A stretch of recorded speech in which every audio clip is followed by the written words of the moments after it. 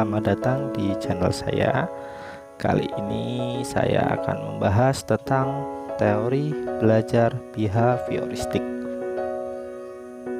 Teori belajar behavioristik dikenal juga dengan teori belajar perilaku, karena analisis yang dilakukan pada perilaku yang tampak dapat diukur, dilukiskan, dan diramalkan.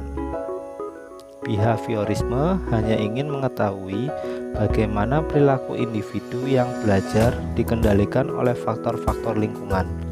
Artinya, lebih menekankan pada tingkah laku manusia. Menurut teori behavioristik, apa yang terjadi di antara stimulus dan respon dianggap tidak penting untuk diperhatikan karena tidak dapat diamati dan tidak dapat diukur. Yang dapat diamati hanya stimulus dan respon. Behavioristik mengutamakan pengukuran, sebab pengukuran merupakan suatu hal yang penting untuk melihat terjadi tidaknya perubahan tingkah laku tersebut. Pada teori belajar ini sering disebut SR, stimulus respon. Artinya bahwa tingkah laku manusia dikendalikan oleh ganjaran atau reward dan penguatan atau reinforcement dari lingkungan. Implikasi teori behavioristik dalam kegiatan pembelajaran tergantung dari beberapa hal seperti tujuan pembelajaran, sifat materi pelajaran, karakteristik peserta didik, media dan fasilitas pembelajaran. Salah satu contoh pembelajaran behavioristik adalah pembelajaran terprogram, di mana pembelajaran terprogram ini merupakan pengembangan dari prinsip-prinsip pembelajaran operant conditioning yang dibawa oleh Skinner. Thorndike kemudian merumuskan peran yang harus dilakukan guru dalam proses pembelajaran, yaitu 1. Membentuk kebiasaan peserta didik.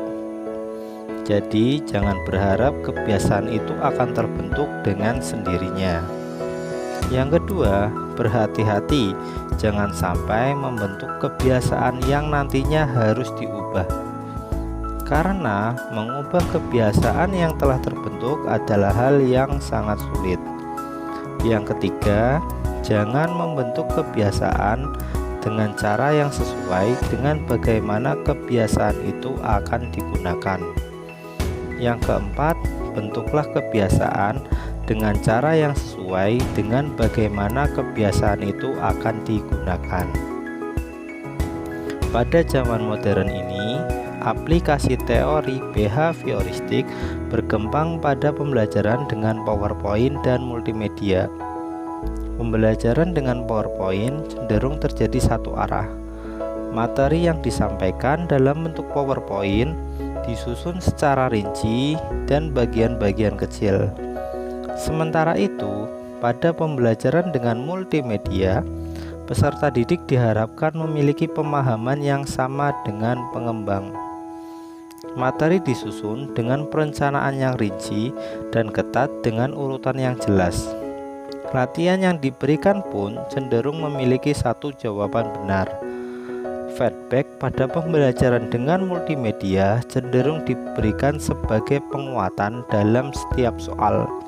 Hal ini serupa dengan program pembelajaran yang pernah dikembangkan oleh Skinner. Skinner mengembangkan model pembelajaran yang disebut teaching machine, yang memberikan feedback kepada peserta didik bila memberikan jawaban benar dalam setiap tahapan dari pertanyaan tes, bukan sekedar feedback pada akhir tes. Demikian pembahasan tentang teori belajar behavioristik. Sampai bertemu di lain kesempatan. Ciao.